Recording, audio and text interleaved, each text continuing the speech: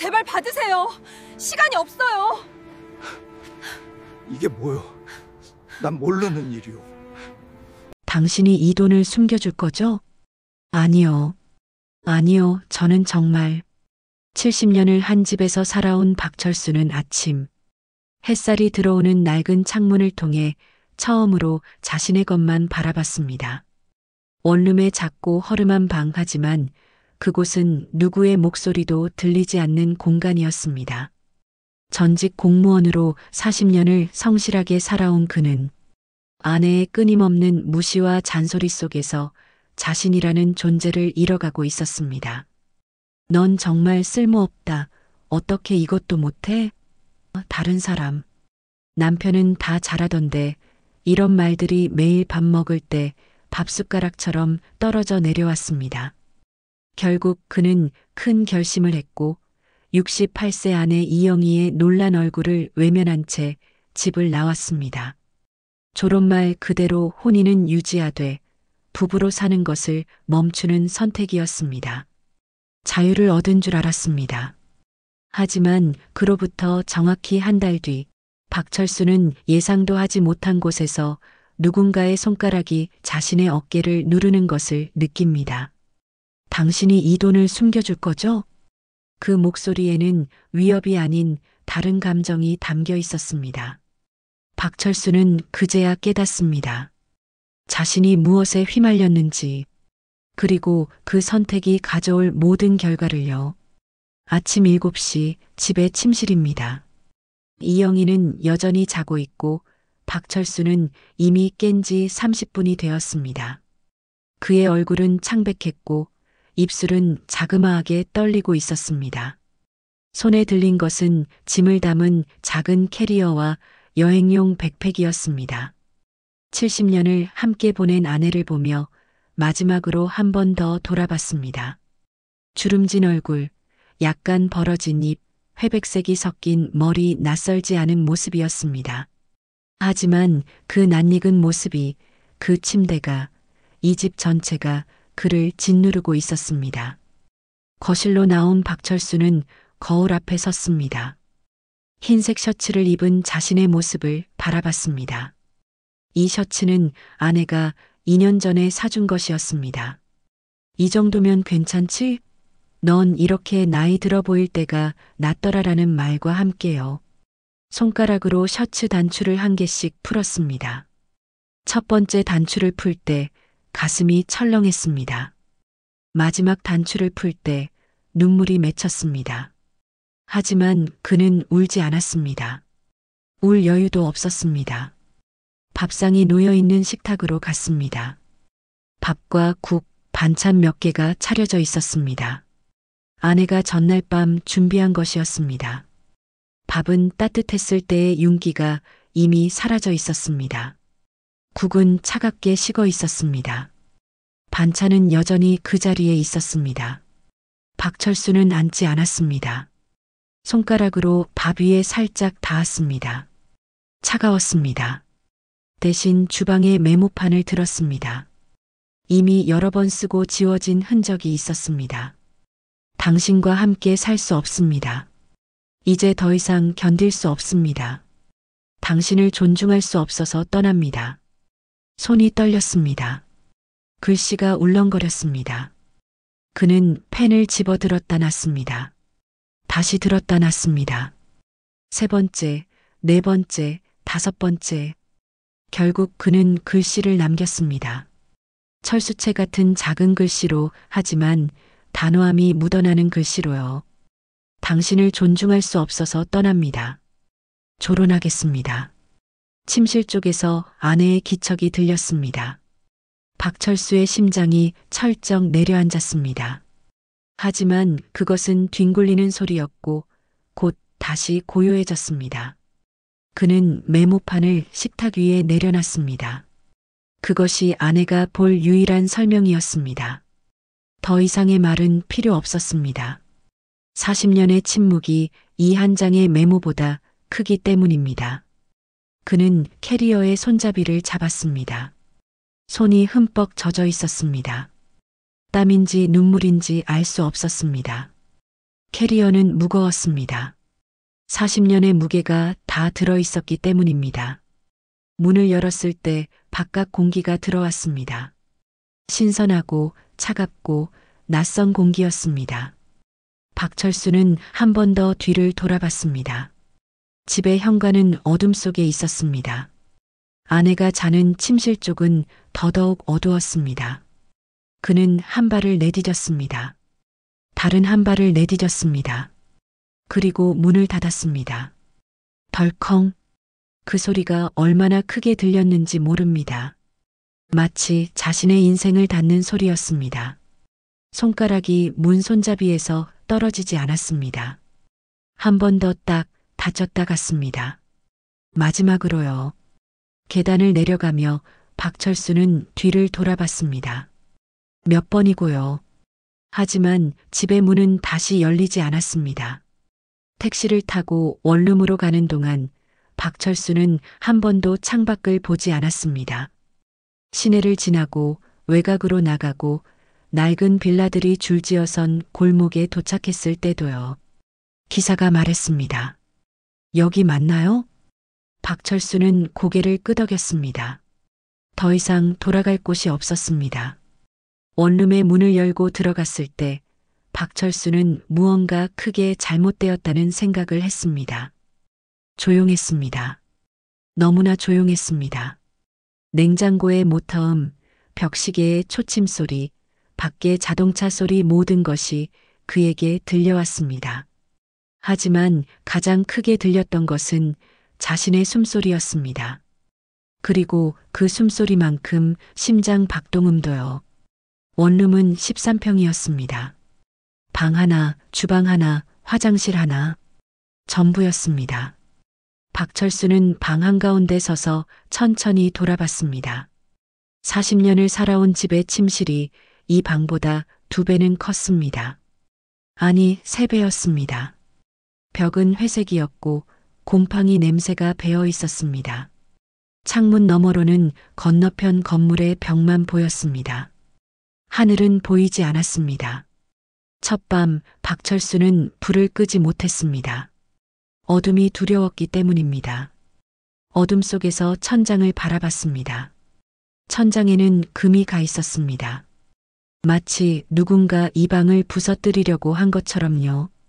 그 금이 뭔가 말을 걸어오는 것 같았습니다. 너도 여기서 부서질 거야. 너도 이 금처럼 갈라질 거야. 그는 눈을 감았다 떴습니다. 감았다 떴습니다. 천장의 금은 여전히 거기 있었습니다. 아침이 왔습니다. 박철수는 밥을 해야 한다는 것을 깨달았습니다. 밥이 없으면 죽으니까요. 자살하고 싶지도 않았으니까요. 그는 주방으로 갔습니다. 냉장고 안에는 아무것도 없었습니다. 그는 슈퍼마켓으로 갔습니다. 쌀, 계란, 김, 미역국, 스프, 라면. 무엇을 사야 하는지 몰랐습니다. 장을 본 지가 40년이었기 때문입니다. 원룸으로 돌아온 박철수는 밥을 지으려다 물을 너무 많이 넣었습니다.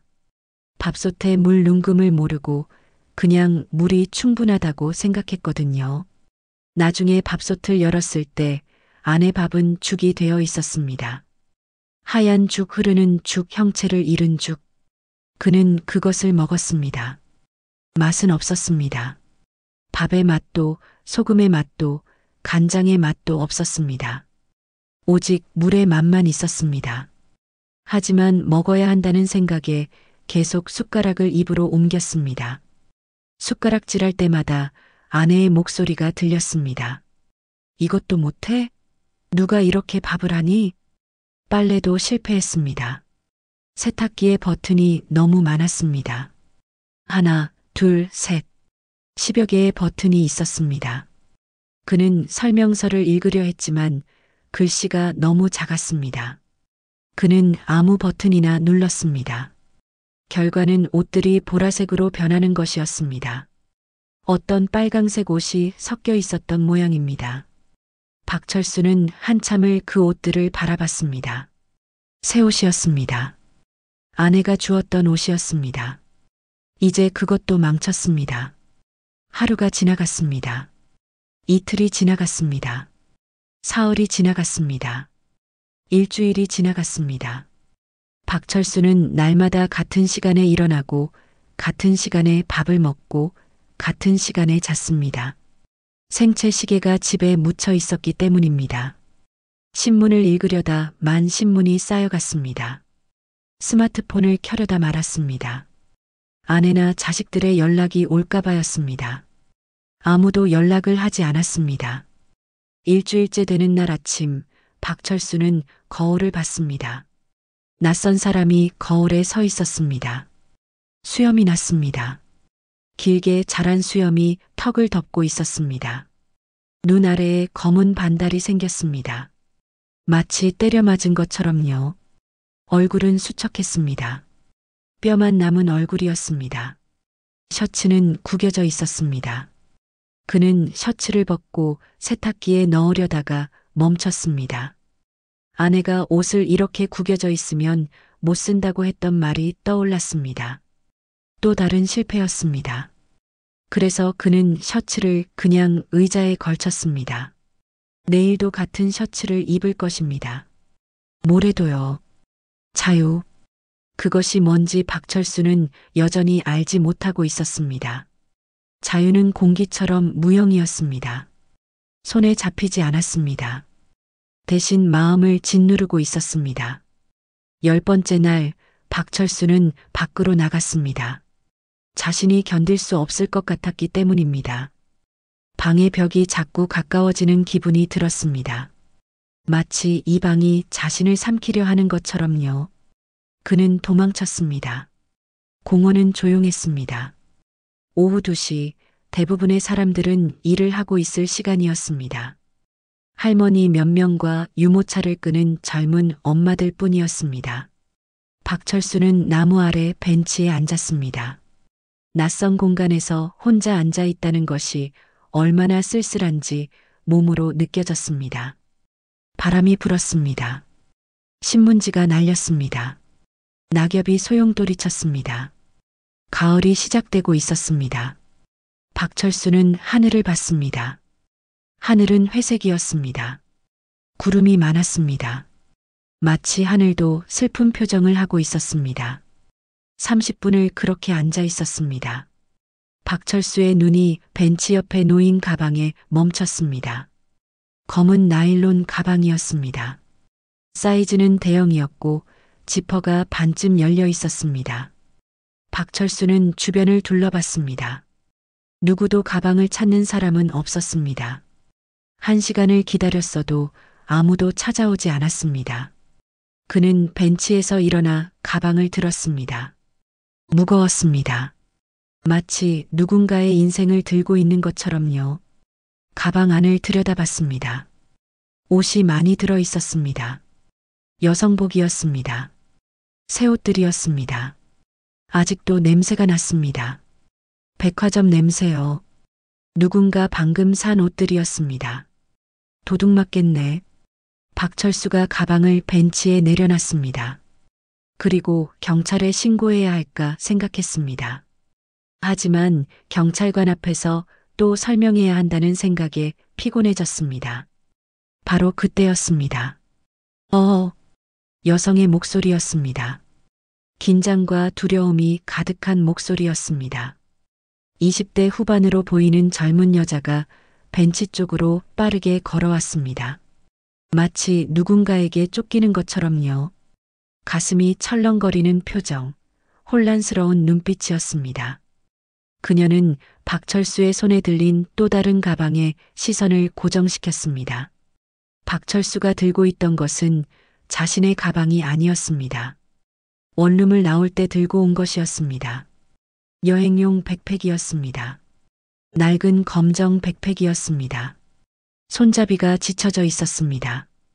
그 가방, 여자가 박철수를 뚫어져라 봤습니다. 그의 얼굴에는 두려움과 긴급함이 섞여 있었습니다. 마치 죽을 것처럼요. 박철수는 본능적으로 한 발 물러섰습니다. 이건 저희 가방입니다. 여자가 벤치 옆에 검은 나일론 가방을 집어들었습니다. 그리고 박철수를 향해 손을 내밀었습니다. 손이 떨렸습니다. 눈물이 맺혀 있었습니다. 박철수는 자신의 가방을 건넸습니다. 아무 생각 없이요. 여자는 재빨리 가방을 들고 돌아섰습니다. 감사합니다. 그 목소리에는 감사보다 다른 감정이 더 많았습니다. 절박함? 안도감? 혹은 죄책감?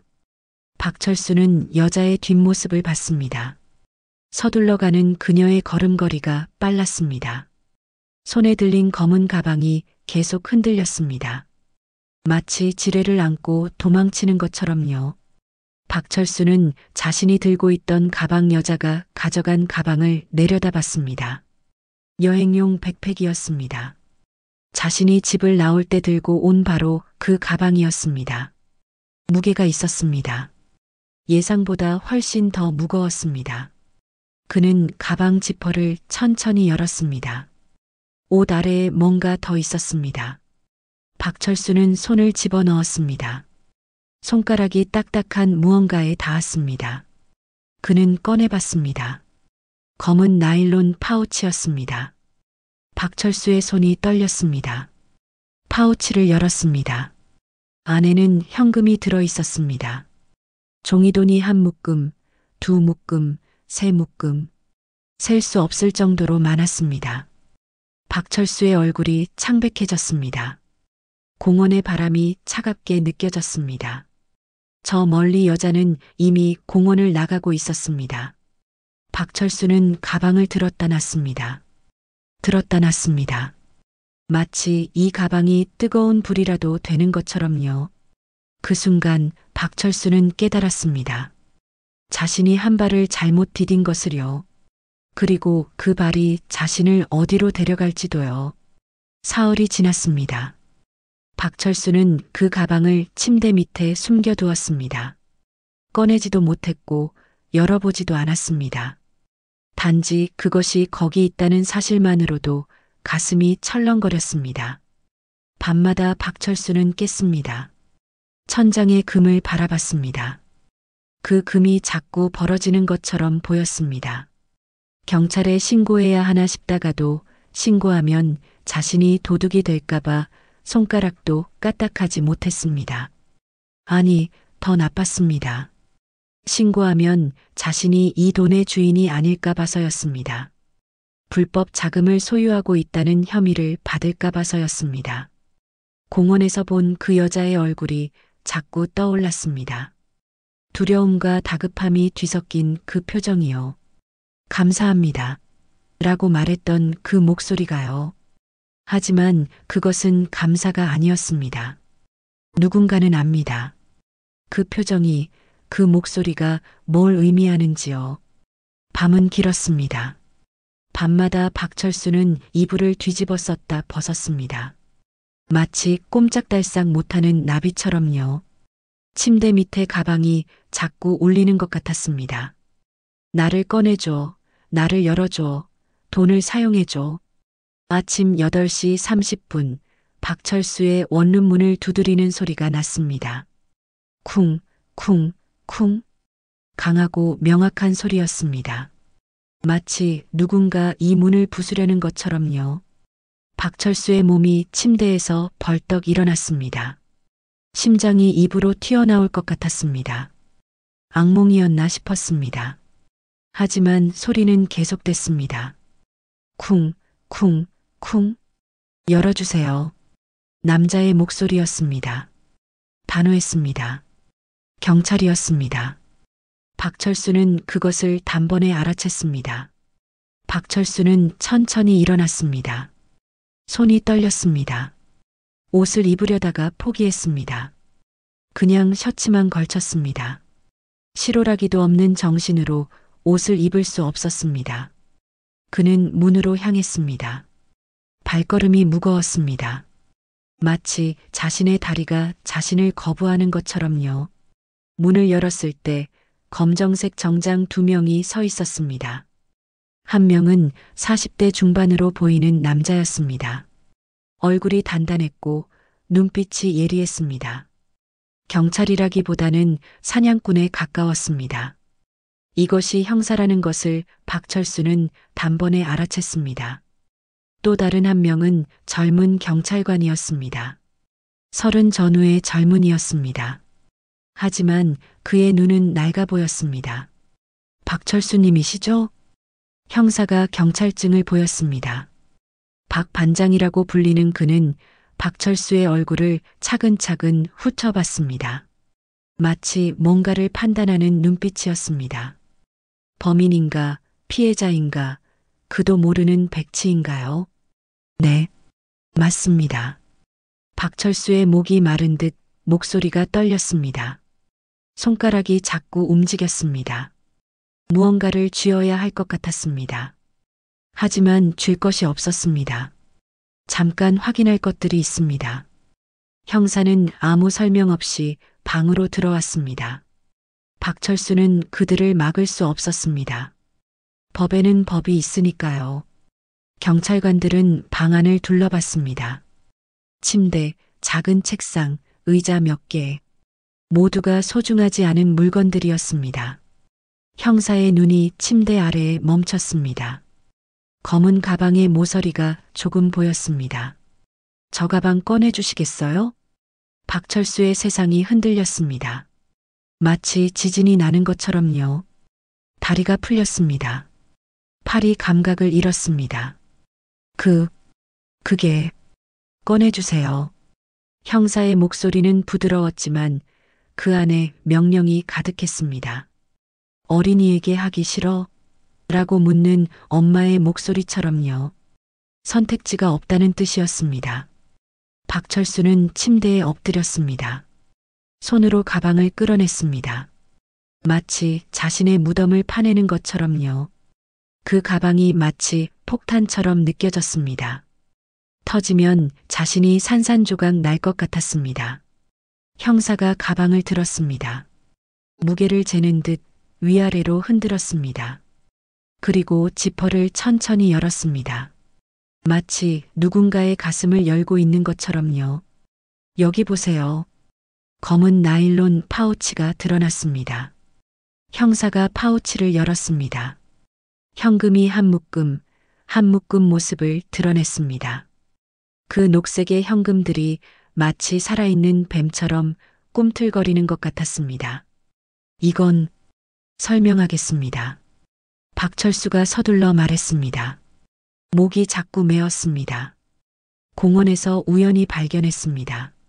이 가방이 아니라 다른 가방을 들고 있었는데 그 여자가 지금은 설명하지 않으셔도 됩니다.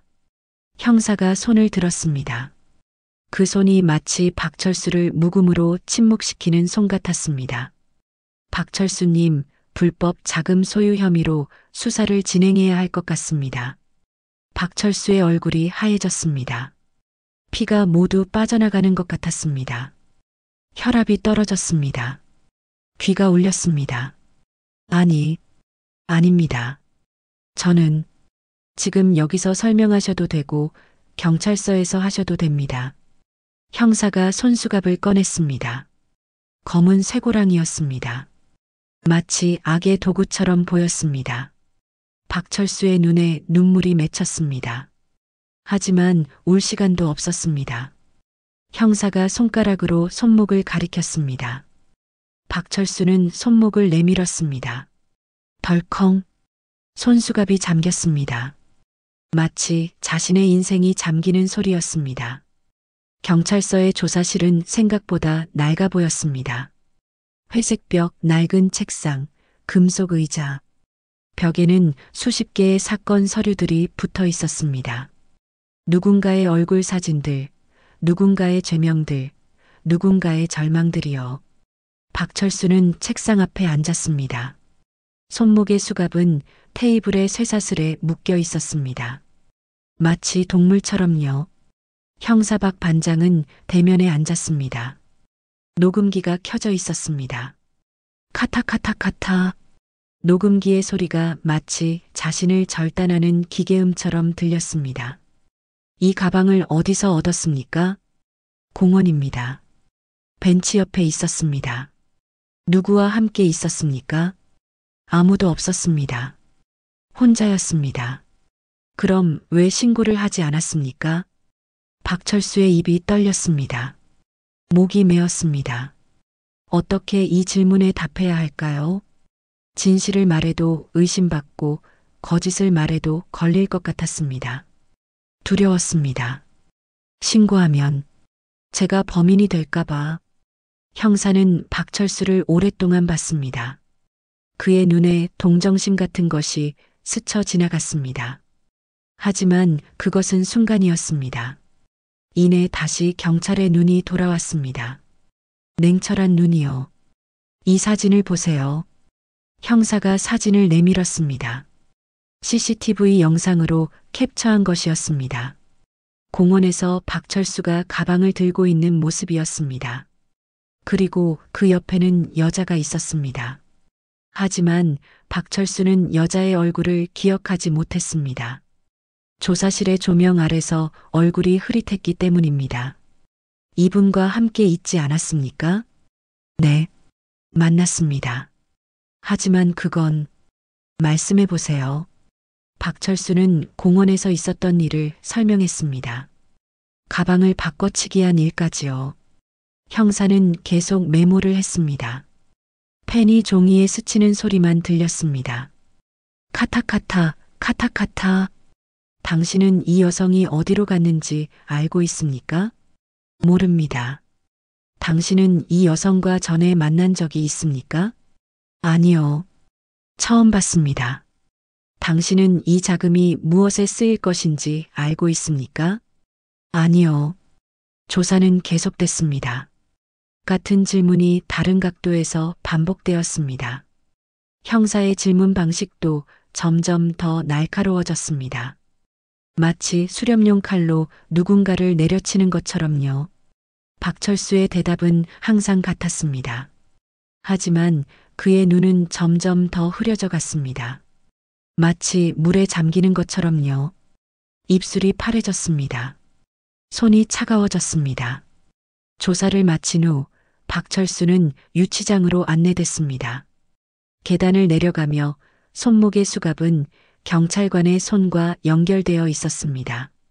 마치 강아지 목줄처럼요. 유치장의 문이 열렸습니다. 냄새가 났습니다. 오래되고 침침하고 절망적인 냄새였습니다. 그리고 또 다른 냄새가요. 누군가의 눈물 냄새요. 철창 안에는 이미 술에 취한 남자 하나가 누워 있었습니다. 39세쯤 되어 보였습니다. 하지만 눈은 70세처럼 죽어 있었습니다. 그는 박철수를 보고도 아무 반응도 하지 않았습니다. 박철수는 철창 너머로 바깥을 봤습니다. 경찰관들이 오가고 있었습니다. 모두 자신의 업무에 바쁜 사람들이었습니다. 누군가는 서류를 들고, 누군가는 전화를 하고, 누군가는 다른 누군가를 신문하고 있었습니다. 아무도 박철수를 보지 않았습니다. 누군가의 아버지를 보지 않았습니다. 누군가의 남편을 보지 않았습니다. 밤이 내려왔습니다. 조명만 남았습니다. 희고 차가운 형광등의 빛이요. 휴대폰이 울렸습니다. 누군가 박철수를 찾고 있었습니다. 경찰관이 박철수에게 전화를 걸어주도록 했습니다. 여보, 아내의 목소리였습니다. 그것도 분노로 가득 찬 목소리였습니다. 당신이 뭐한 짓입니까? 경찰이 온다고 했어요. 동네 사람들이 다 봤어요. 박철수는 대답하지 못했습니다. 입을 뜨려고 해도 말이 나오지 않았습니다. 설마 도둑을 했단 말입니까? 아니면 그 외에 다른 짓을? 아니요. 아무것도 아닙니다. 오해입니다. 오해? 어떻게 오해가? 아내의 분노는 휴대폰 너머로 파동처럼 흘러나왔습니다. 박철수는 그 파동에 잠기기 시작했습니다. 전부 설명하겠습니다. 미안합니다. 미안? 당신이 뭐 해주려고 미안을 합니까? 경찰에 잡혀가고 미안이라니. 전화가 끊겼습니다. 아내의 분노도 끝이 났습니다. 대신 그 자리에 침묵만 남았습니다. 그 침묵이 박철수를 더 짓누르는 침묵이었습니다. 딸이 전화했습니다. 아들이 전화했습니다. 모두 같은 질문을 했습니다. 아빠, 진짜 뭐 한 거야? 박철수는 계속 설명했습니다. 하지만 그의 말은 누구에게도 닿지 않았습니다. 오래된 이야기를 계속 반복하는 것처럼 느껴졌습니다. 아무도 믿지 않는 이야기요. 밤이 깊어갔습니다. 경찰서의 형광등은 밤낮 없이 켜져 있었습니다. 박철수는 철창에 등을 기대고 하늘을 봤습니다. 그곳에는 하늘이 보이지 않았습니다. 오직 천장만 있었습니다. 그리고 그 천장 위에는 자신의 운명이 기다리고 있었습니다. 형사 박 반장은 밤을 새우고 있었습니다. 경찰서의 사무실, 스탠드의 불빛, 커피 한 잔, 그리고 박철수의 진술서와 CCTV 영상들이요. 박철수의 진술, CCTV 영상, 가방 속의 현금 기록, 모든 것이 체계적으로 정리되어 있었습니다. 하지만 뭔가 맞지 않는 부분이 있었습니다. 형사의 직관이 울리고 있었습니다. 박철수의 손에 이 돈을 만질 만한 이유가 없었습니다. 70세 전직 공무원, 깨끗한 신원, 범죄 기록 없음. 40년을 공직에서 일한 사람이요. 그런데 갑자기 불법 자금을 소유하다니요. 시간상으로도 맞지 않았습니다. 그는 한 달 전에 집을 나갔습니다. 그 뒤로 아무도 그를 본 적이 없습니다. 어떻게 조직과 연결되었단 말입니까? 형사는 CCTV를 다시 봤습니다. 공원의 여러 각도에서 촬영된 영상들이었습니다.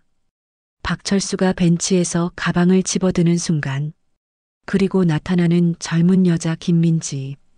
그녀의 얼굴, 그녀의 표정, 그녀의 걸음걸이. 형사의 눈이 반짝였습니다. 그녀의 표정이 놀란 것이 아니었습니다. 그것은 계산된 표정이었습니다. 마치 미리 준비된 공연처럼요. 배우가 하는 표정이요. 형사는 김민지를 검색했습니다. 그녀의 전적을 찾기 시작했습니다. 며칠 전 신고된 사건들을 확인했습니다. 그리고 발견했습니다. 같은 공원에서 며칠 전 다른 노인이 현금을 들고 사라졌다는 사건이 있었습니다. 그 노인도 공원의 벤치에서 가방을 들었다고 했습니다. 그리고 그 뒤로 그 노인은 범죄자가 되었습니다. 또 그 전주에도 비슷한 사건이 있었습니다. 또 그 전전주에도요. 패턴이 보였습니다.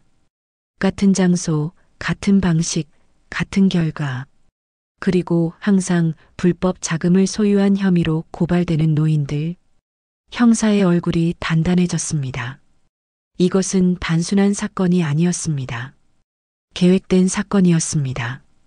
그리고 매우 치밀하게 계획된 사건이었습니다. 형사는 김민지의 통화 기록을 확인했습니다. 그녀는 같은 번호로 자주 전화를 받고 걸었습니다. 같은 시간, 같은 패턴으로요. 마치 누군가의 명령을 기다리는 것처럼요. 형사는 그 번호를 추적했습니다. 보이스피싱 조직? 그것이 나온 결론이었습니다.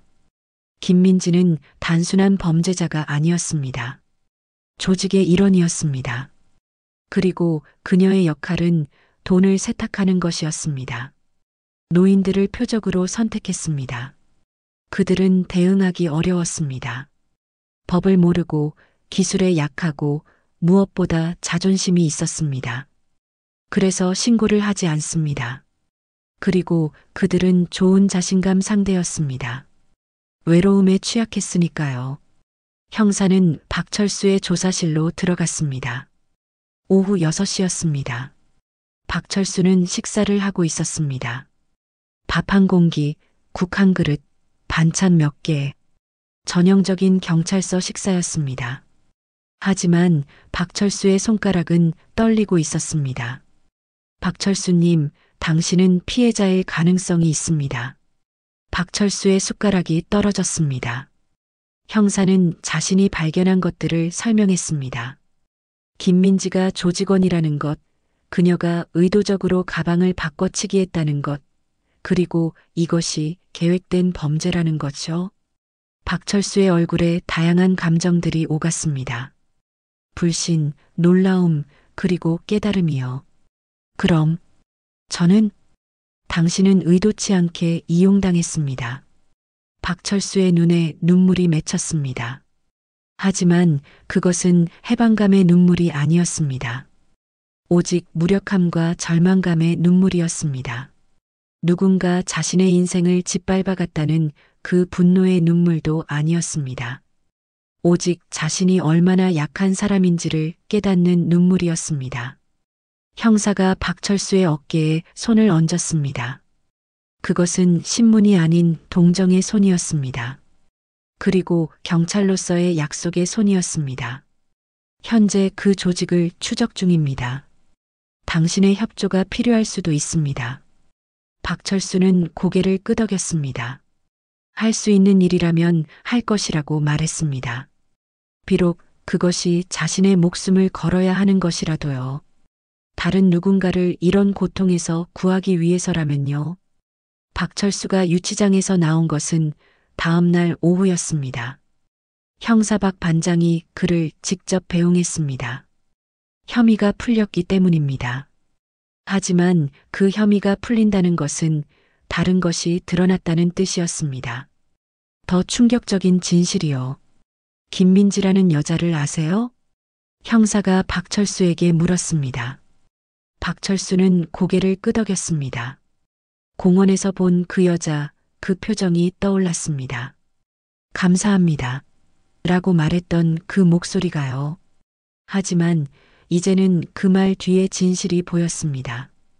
그 여자는 보이스피싱 조직의 현금 수거책입니다. 형사의 말이 계속됐습니다. 박철수는 형사의 사무실로 안내됐습니다. 책상 위에는 수십 개의 서류와 사진들이 놓여 있었습니다. 그 조직은 노인들을 대상으로 사기를 칩니다. 손자가 사고를 냈다. 회사에서 긴급으로 돈이 필요하다. 이런 식으로요. 그리고 노인들이 돈을 인출하면 그 돈을 받아가는 역할을 합니다. 형사가 파일을 펼쳤습니다. 피해자들의 명단이 나왔습니다. 수십 명의 노인들이요. 박철수의 이름도 거기 있었습니다. 박철수의 얼굴이 창백해졌습니다. 김민지는 그 조직에서 3년을 일했습니다. 적어도 10명 이상의 노인들에게서 돈을 받아갔어요. 총액으로 20억 원이 넘습니다. 20억. 박철수의 귀에는 그 숫자가 들리지 않았습니다. 20억이 뭐 하는 숫자입니까? 누군가는 그것으로 집을 사고, 누군가는 그것으로 자식 결혼식을 하고, 누군가는 그것으로 노후를 보냅니다. 하지만 50명의 노인들이 내놓은 20억 원은 뭘까요? 그것은 50명의 노인들의 인생이었습니다. 50명의 노인들의 믿음이었습니다. 50명의 노인들의 절망이었습니다. 대신 떠올랐던 것은 뉴스에서 본 것들이었습니다. 손자 사기, 어르신 사기 피해, 경찰에 신고하세요. 그런 문장들이 계속 떠올랐습니다. 자신이 본 것이 아니라 자신이 당한 것이 뉴스가 될 수 있다는 생각이요. 그 여자는 당신을 선택한 이유가 있습니다. 형사가 모니터를 켰습니다. 화면에는 박철수의 집이 보였습니다.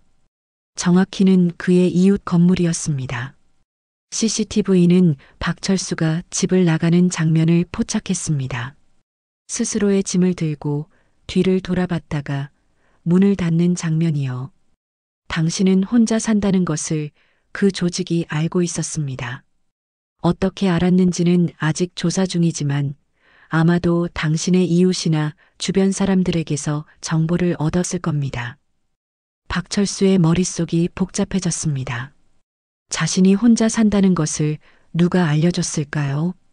아내, 자식들, 아니면 동네 사람들, 아니면 경찰서 직원, 아니면 원룸 관리사? 누군가는 알고 있었습니다. 그리고 그 정보는 팔려나갔습니다. 그 어둠 속에서요. 혼자 사는 노인들은 취약합니다. 당신도 그랬던 것 같습니다. 외로워하고 있었죠? 박철수는 대답하지 못했습니다.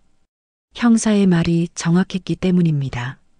자신이 얼마나 외로웠는지, 그 외로움이 얼마나 위험했는지, 그 외로움이 누군가의 먹이가 되었는지, 그 여자는 당신을 이용해서 돈을 숨기려고 했습니다. 만약 우리가 발견하지 못했다면 당신은 계속 용의자로 남았을 겁니다. 그리고 그 조직은 다른 노인을 찾아 같은 짓을 반복했을 거고요. 형사는 더 많은 증거들을 보여줬습니다.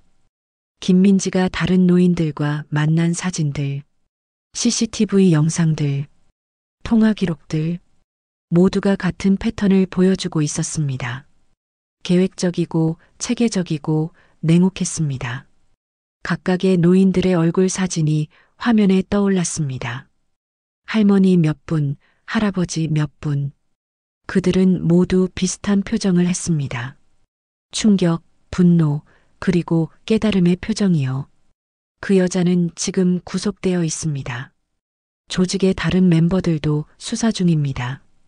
박철수는 그 말을 듣고도 아무 감정이 없었습니다. 안도감도 분노도 복수심도 없었습니다. 오직 텅 빈 기분만 있었습니다. 형사가 박철수의 손을 잡았습니다. 그것은 신문이 아닌 동정의 손이었습니다. 그리고 약속의 손이었습니다. 당신은 피해자입니다.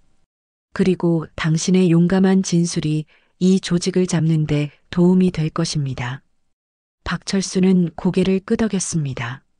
하지만 그 머릿속에 떠오르는 것은 다른 것들이었습니다. 집으로 돌아가야 한다는 생각, 아내를 봐야 한다는 생각, 그리고 그 모든 것이 얼마나 피곤한지 하는 생각이요. 원룸의 문을 열었을 때 박철수는 처음 그곳에 들어왔을 때와 같은 절망감을 느꼈습니다. 조용했습니다. 너무나 조용했습니다. 하지만 이제 그 조용함은 자유가 아닌 감옥처럼 느껴졌습니다. 그리고 자신의 몸은 이미 그 감옥에 익숙해져 있었습니다.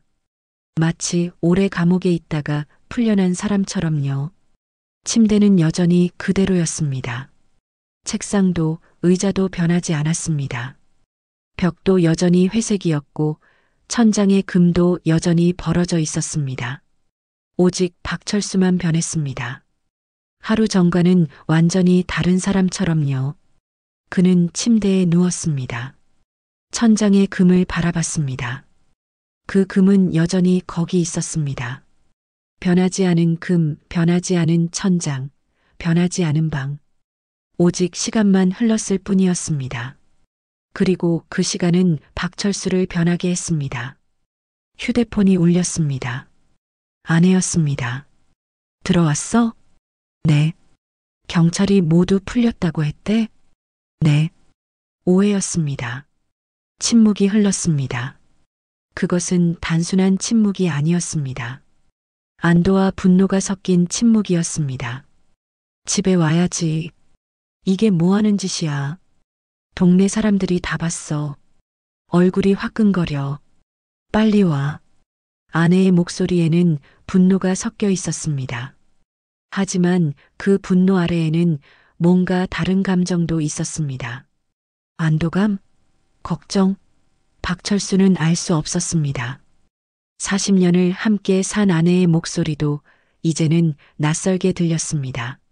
알겠습니다. 그리고 짐도 챙겨. 이번엔 진짜 끝내자. 전화가 끊겼습니다. 아내의 말이 계속 울렸습니다. 이번엔 진짜 끝내자.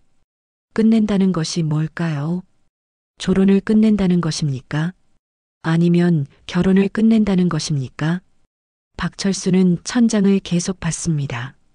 짐을 챙겨야 한다고 했습니다. 조론은 끝난 것이었습니다. 한 달도 채 못 버텼습니다. 10일 정도 만에 결말이 났습니다. 그는 침대에서 일어났습니다. 캐리어를 꺼냈습니다. 옷을 집어넣었습니다. 그 옷들은 여전히 보라색이었습니다. 빨간 옷의 색이 빠져나간 보라색이었습니다. 실패했던 빨래, 실패했던 홀로 썩이, 실패했던 자유. 그는 셔츠를 들었습니다. 아내가 2년 전에 사준 흰색 셔츠였습니다. 이제는 회색이 됐을 것 같았습니다. 하지만 그것도 포장했습니다. 왜냐하면 더 이상 선택할 게 없었기 때문입니다. 방을 나가기 전에 박철수는 한 번 더 돌아봤습니다. 13평의 방, 회색 벽, 곰팡이 냄새. 처음 왔을 때와 같은 모습이었습니다. 아무것도 변하지 않았습니다. 오직 박철수의 마음만 더 무거워졌을 뿐이었습니다. 원룸의 월세를 내야 했습니다. 아직 남은 날들의 월세를 어떻게 할까요? 하지만 지금은 신경 쓸 여유도 없었습니다. 박철수의 이야기는 픽션이지만 실제로 많은 노인들이 비슷한 위험 속에 살아가고 있습니다. 당신도 혹시 다음과 같은 상황을 경험하셨습니까? 혼자 있을 때 누군가 갑자기 돈을 보내달라고 전화한 적이 있습니까? 공원이나 길에서 낯선 사람이 너무 친절했던 적이 있습니까? 가방이나 서류가 바뀐 적이 있습니까? 누군가가 당신의 혼자 된 상황을 알고 있었던 적이 있습니까? 1. 혼자가 되는 것의 위험성. 자유는 소중하지만 그 자유 속에는 예상하지 못한 위험들이 숨어 있습니다. 혼자가 되면 누군가의 먹이감이 될 수 있다는 현실을 직시해야 합니다. 2. 가족의 신뢰의 중요성. 박철수 가족은 초반에 서로를 믿지 못했습니다. 하지만 그 불신 속에서 더 깊은 상처를 입었습니다. 가족은 가장 기본적인 안전망입니다. 3. 노인 범죄의 새로운 패턴. 더 이상 노인들은 단순히 사기의 피해자만이 아닙니다. 무의식적인 범죄의 용의자로 누명을 쓸 수 있습니다. 이는 심각한 범죄 문제입니다. 당신의 부모님, 할아버지, 할머니에게 물어보세요. 요즘 낯선 사람에게서 전화 오신 적 있으세요? 혼자 계실 때 누가 자주 방문하세요? 지갑이나 짐에서 뭔가 이상한 적 있으세요? 당신의 생각을 댓글로 남겨주세요. 조론이 정말 답일까요? 나이 들어서 혼자 있는 것이 정말 위험한가요? 가족 간의 신뢰는 어떻게 회복할까요? 우리가 노인들을 위해 할 수 있는 일이 뭘까요? 인생 티타임 채널을 구독하고 알림을 켜세요. 이 이야기는 여기서 끝나지 않습니다. 다음 시리즈에서는 박철수와 아내가 이 사건 이후 진정한 관계를 다시 시작하는 과정을 보여줄 예정입니다. 그리고 그 과정 속에서 우리가 놓치고 있던 가족의 진정한 의미를 함께 생각해 보겠습니다. 도움이 필요하신가요? 지금 바로 연락하세요. 보이스피싱 피해 신고 112번 경찰청. 한국은행 사기 신고 1332번. 노인 사기 예방 교육 지역 경찰서 방문 및 상담. 가족 상담 및 신뢰 회복 보건복지 콜센터 129번. 특히 주의하세요. 공원이나 택시에서 갑자기 친구 같아 하는 사람과 물건을 나눴을 때, 가방이나 짐이 바뀌었다고 말할 때, 그 물건을 빠르게 가져가려고 할 때, 그것은 단순한 친절이 아닐 수 있습니다. 박철수는 경찰서 조사를 마친 후 집으로 돌아갑니다. 하지만 그것이 끝이 아닙니다. 시작입니다. 가족 간의 신뢰를 다시 쌓는 긴 여정의 시작이요. 그 여정 속에서 우리가 무엇을 잃어버렸는지, 그리고 무엇을 되찾아야 하는지를 함께 생각해 보겠습니다. 진정한 자유란 혼자가 아니라 함께 할 때 비로소 완성된다. 인생 티타임 채널과 함께 계속됩니다.